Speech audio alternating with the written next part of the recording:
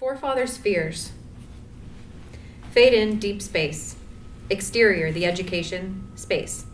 A huge star-filled sky. However, one of the stars seems to be moving. As we get close, we see it's not a star, but in fact a beautiful ship filled with sails and rigging. But like a great bird, the wings are much larger than the body that they are connected to.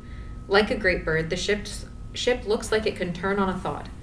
As the ship gets closer, we can see there's a dome made of what looks like glass that allows us to see the bridge. It is made up of concentric circles that get smaller as they go higher. Interior, the education, bridge. Each circle has workstations looking away from the center. Each workstation has a person sitting at it, until we get to the very center, where there's a young man standing, surrounded by panels of knobs and levers. He looks as if he's not old enough to shave, and that he is standing in front of a firing squad. This is Archer, the helmsman. Just behind him stands the captain, Captain Dan Thomas, a long, lean runner of a man whose strong, weathered face holds bright green eyes that rarely miss a thing, but are also filled with compassion.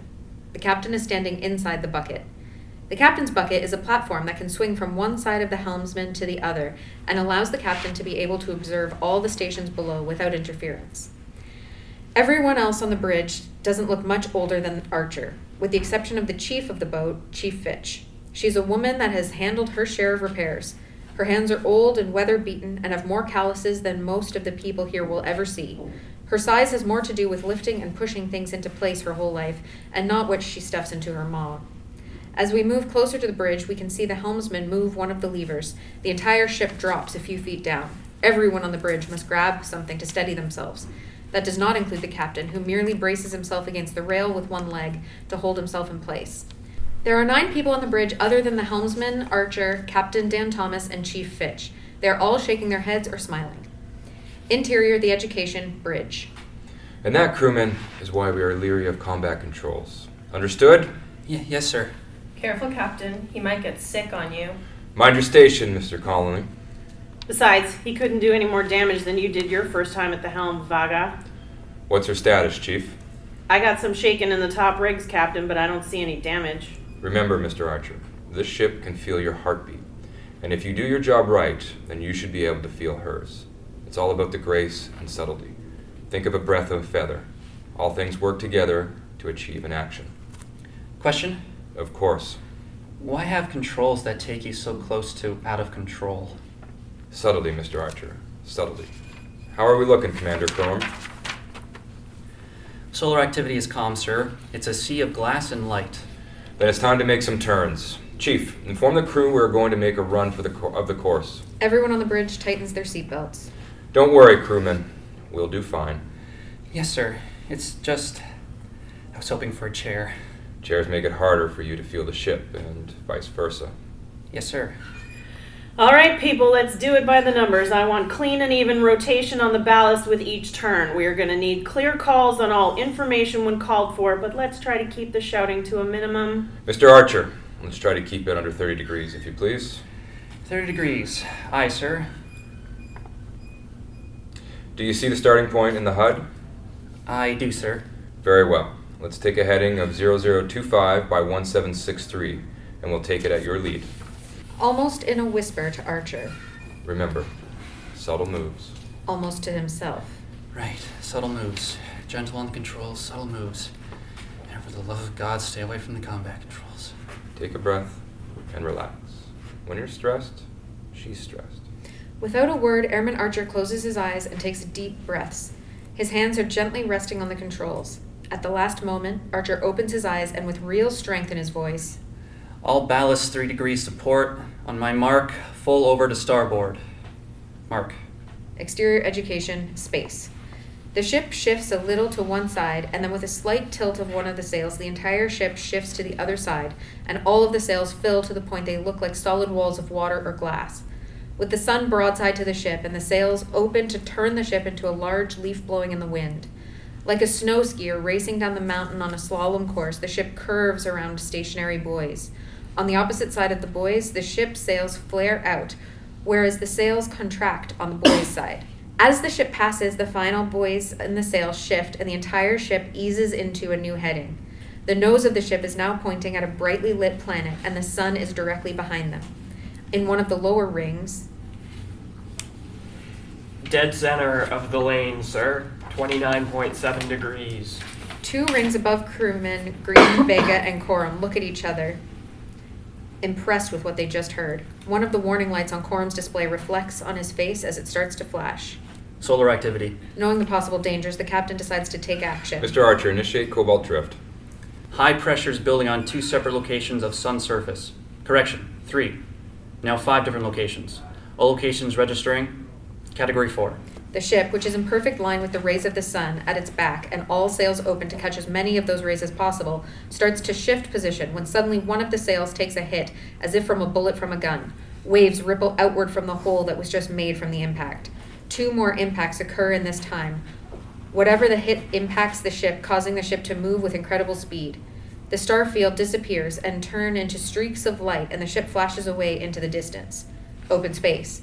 The Starship Enterprise is in orbit around the Argus relay. Interior bridge of the Starship Enterprise, space. Everyone is at their stations except for Captain Kirk, who seems to be pacing back and forth behind his chair. Spock? Captain, as well versed as I am in quantum physics and mechanics, I cannot see or report on things that have not happened yet. Meaning? It will happen when it happens. 27 days. I'm the patient man, Spock, but we've been staring at this thing for the last 27 days. And I'm telling you, if something doesn't happen soon, I'm going to have Sulu blow it up. Charging primary phaser. Sulu's fingers dance across the control panel. However, in the main view screen, the relay station that they have been orbiting goes from dark to a little Christmas tree with lights blinking all over the surface and panels opening. Hell, if I knew it was going to be that easy, I would have threatened to blow it up days ago. The Argus array is now online. Contact has been established with 7 out of the 10 satellite sensors. 7? It may be necessary to visit those sensors not sending data. However, systems can be checked with the information coming in at this point. The relay station is now processing the data. We should start to see results within 10 seconds. Actually, Captain, I'm receiving a signal now. From Starfleet? No, it sounds like a distress call. Let's hear it. She hits a button on her control panel, but the sound that comes out of the speakers is anything but a voice. Captain, the signal seems to be coming from a system of planets with a star that is highly unstable. It is emitting highly radioactive solar flares. I believe I might be able to filter out the distortion, however. The sound coming from Ahora's speaker changes from random noise to a whisper of a voice that gets clearer and clearer. It's clear the voice is trying to maintain a professional attitude, but the fear is hard to hide. Intercut. This is the Education issuing an emergency ship in distress call requiring immediate medical assistance. Any ship, please respond. Sulu, how far? A few taps on the screen. At warp 4, just under 83 minutes. Spock stands and moves closer to the captain's chair. Captain, as you know, we are far beyond even Vulcan probe space. Charging headlong into dark, unexplored territories is not advisable. The crew of the Enterprise listens over the radio as events unfold. It seems that all internal communications are being broadcast as well as the distress call. Any ship, please respond. Engineering respond. Chief Finch, damage report. This is crewman Matthew. Chief Finch has a piece of bulkhead coming out of her shoulder. She's bleeding really bad. Understood, Matthew. Med team to engineering. Matthew, someone is on the way. Can you give me a damage report? Sulu, set course best speed. Without a word, Spock returns to his seat. Aye, sir. Yeah, sure. Bulkheads outside crew quarters and engineering have received damage. Are any open to space? No, we don't seem to be leaking anywhere. However, it does look like we have a fire in the galley.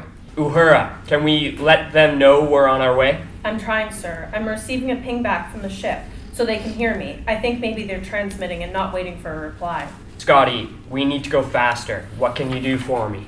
I can increase speed by 15% if we tie in the backup generators, but the longer we go, the more secondary systems we lose. Do it.